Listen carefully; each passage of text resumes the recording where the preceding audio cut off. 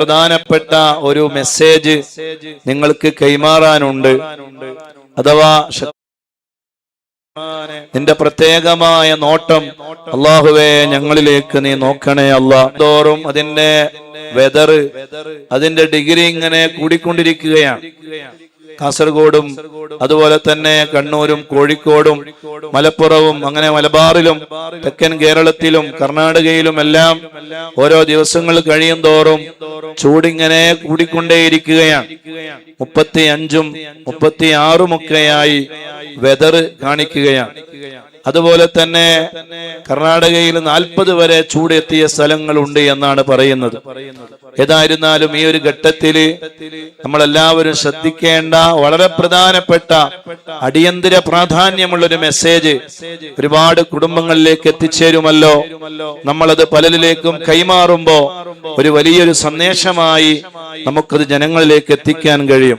അതുകൊണ്ട് തന്നെ നമ്മുടെ ജീവൻ വരെ അപഹരിക്കാൻ കാരണമാകുന്ന ഒരു കാലാവസ്ഥയാണ് ഒരുപക്ഷെ ഈ ചൂട് കാലാവസ്ഥയിൽ ഉണ്ടാകുന്ന ചില വ്യതിയാനങ്ങളും ചില പ്രശ്നങ്ങളുമെന്ന് സാന്ദർഭികമായി നമ്മൾ മനസ്സിലാക്കി വെക്കേണ്ടതുണ്ട്. അതുകൊണ്ട് തന്നെ നമ്മള് ധാരാളമായി വെള്ളം കുടിക്കണം. പ്രത്യേകിച്ച് എ സിയിലൊക്കെ കഴിയുന്ന ആളുകൾ, പൂർണ്ണമായ സമയം എ സിയിൽ കഴിയുന്നവരുണ്ടാകും.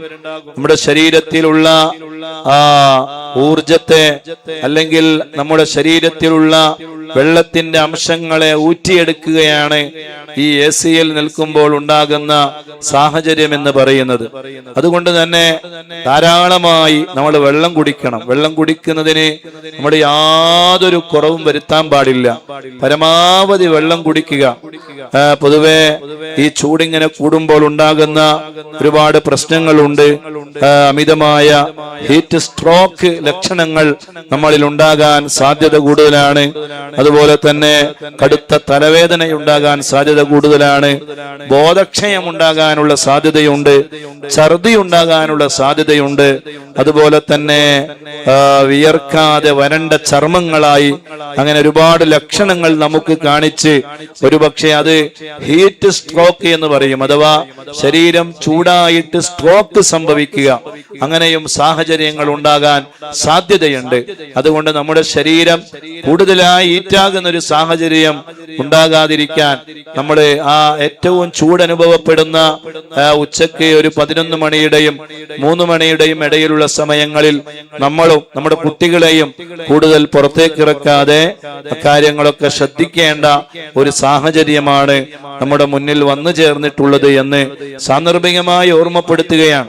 അതുപോലെ നമ്മൾ വെള്ളം കുടിക്കുന്നതോടൊപ്പം നമ്മളെല്ലാവരും വളരെ ഗൗരവമായി ചിന്തിക്കേണ്ട ഒരു കാര്യം, നമ്മുടെ ചുറ്റുഭാഗങ്ങളിൽ ഒരുപാട് ജീവിജാലങ്ങളുണ്ട്, ഒരുപാട് മൃഗങ്ങളുണ്ട്, ഒരുപാട് പക്ഷിലതാദികളുണ്ട്.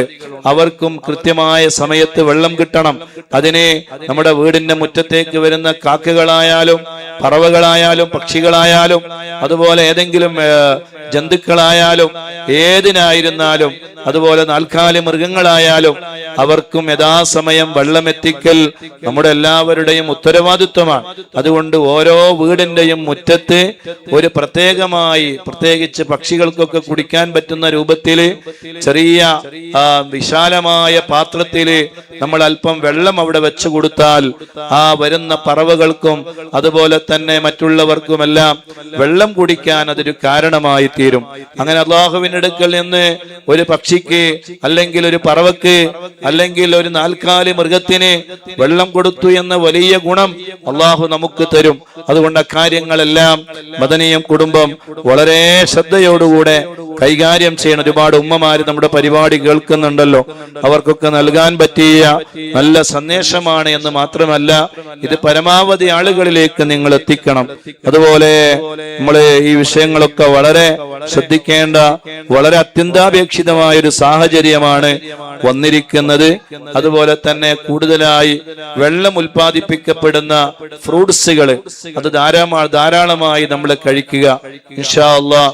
അങ്ങനെ നമ്മളെ ഈ പ്രകൃതിയുമായി ബന്ധപ്പെട്ടുള്ള പ്രതിരോധത്തിന് അല്ലാഹു സുബ്ഹാനഹു വ തആല സംവിധാനിച്ച ഒരുപാട് സംവിധാനങ്ങളുണ്ട്. ഓരോ കാലഘട്ടത്തിലും അല്ലാഹു തരുന്ന ഓരോ പഴവർഗ്ഗങ്ങൾ. ഇപ്പോൾ ചൂടുകാലമാകുമ്പോൾ കൂടുതലായി മാങ്ങകൾ, നല്ല നാടൻ മാങ്ങകൾ, മാംഗോ നമുക്ക് ധാരാളമായി ലഭിക്കും. അതൊക്കെ ഈ പ്രകൃതിയിൽ കഴിക്കാൻ വേണ്ടിയാണ് അല്ലാഹു നമുക്ക് സംവിധാനിക്കുന്നത്. ആ പ്രകൃതിയിൽ, ആ കാലഘട്ടത്തിൽ, ആ സമയത്ത് തരുന്ന ആ ഫ്രൂട്ട്സുകളെ അല്ലെങ്കിൽ ആ ഭക്ഷണ പദാർത്ഥങ്ങളെ നമ്മൾ കൂടുതലായി ഉപയോഗപ്പെടുത്തണമെന്ന് കൂടി സാന്ദർഭികമായി ഓർമ്മപ്പെടുത്തുകയാണ്. അല്ലാഹു സുബ്ഹാനഹു